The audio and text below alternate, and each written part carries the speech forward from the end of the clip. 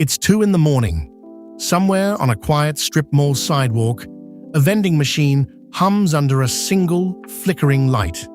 Nobody's touched it in hours, and technically nobody has to. But 30 miles away, a van engine is running, because tomorrow somebody still has to refill it. Searches for passive income have never been higher, yet most of what gets sold under that name still needs somebody's hands on it every single week. Tonight, we're separating the businesses that truly run themselves from the ones just wearing the costume. I'm your host, and this is Financially Astute, the show where we open the real books on business ownership. Today, we're counting down 8 passive income ideas, ranked not by how much they promise, but by how much work they quietly demand after the sale is done. Ranked by real effort means this: how many hours, phone calls, and headaches does this income still cost you a year after you started? The businesses that need less of you climb higher. The ones that still run you ragged, despite the label, fall to the bottom. Here's the honest split. True passive income comes from capital already doing the work, or from effort you already front-loaded months or years ago that pays out on a lag now. Everything else on this list is really a small business wearing a passive costume, and we'll tell you exactly how thick that costume is. Number 8. Self-serve car wash. Picture a row of empty bays glistening at dusk, coin machines blinking, not a single attendant in sight. It looks like the dream. Buy the concrete, let strangers clean their own cars, collect the quarters. Startup here typically runs $150,000 to $400,000 or more, once you count the land, the bays, and the equipment. A well-placed location can net an owner somewhere around $3,000 to $10,000 a month, sometimes more, in the right city. Here's the catch nobody puts in the thumbnail. That's a huge capital bet, not a small hobby. And when a pump or a vacuum breaks at midnight, that call still comes to you. Passive income shouldn't mean waiting for equipment failure texts. Number 7. The laundromat. Walk in at 2 a.m. and it's just humming machines and fluorescent light, nobody behind a counter, quarters clinking somewhere in the back. Getting one running usually costs $200,000 to $500,000 or more, depending on machine count and lease terms. Owners commonly see a modest net after debt service, and the range swings wildly by location and utility costs. The catch is right there, in the word unattended. In practice, unattended rarely means untouched. Machines jam, coins get stuck, and someone, usually the owner, still drives over to fix it and empty the coin boxes. Number 6. Self-storage. Rows of orange roll-up doors under a wide sky, and a facility that can, on paper, be managed almost entirely through software and a phone app. The barrier is capital, often $500,000 or more for a full facility.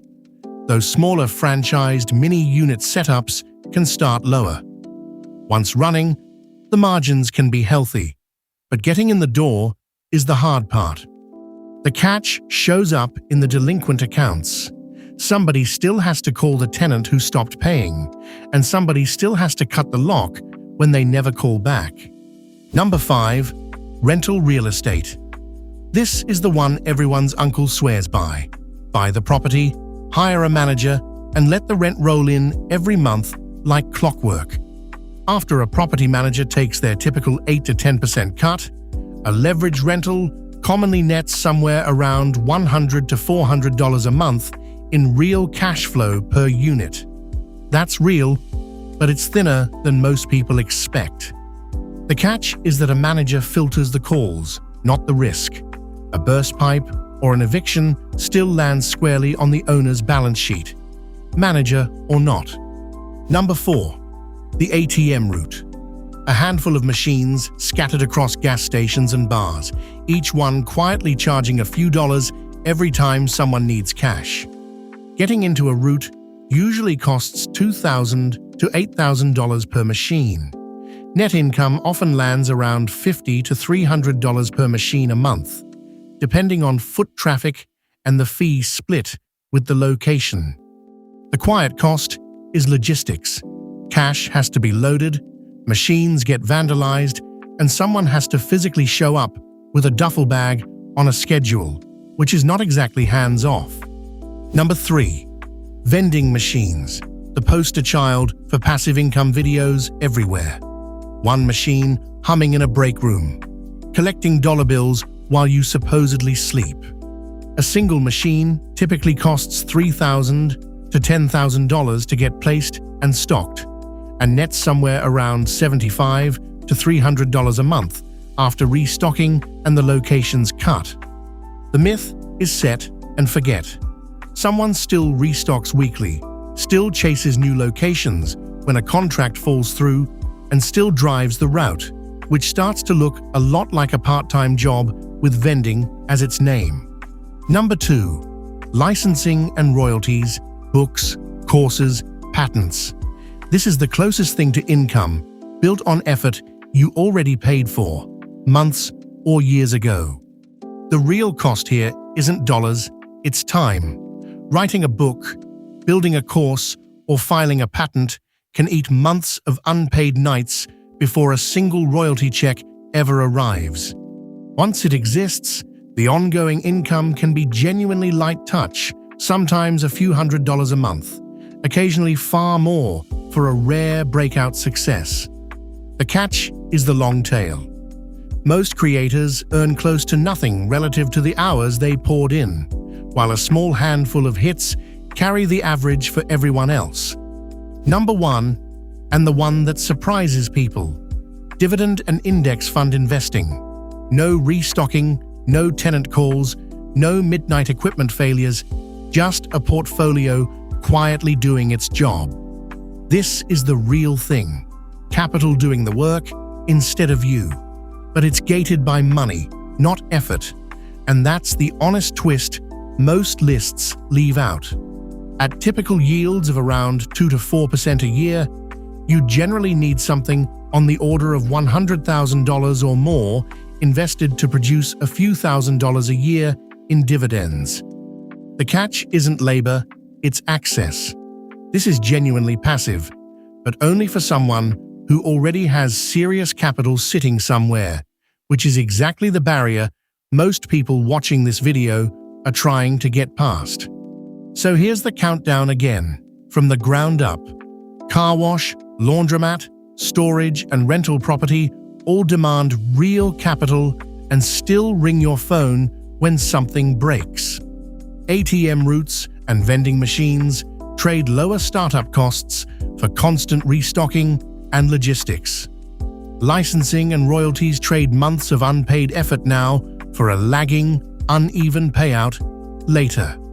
And dividend investing sits at the top, not because it's easy to reach, but because once you're there, it truly runs without you. If you've got more time than money, licensing or vending might be your on-ramp.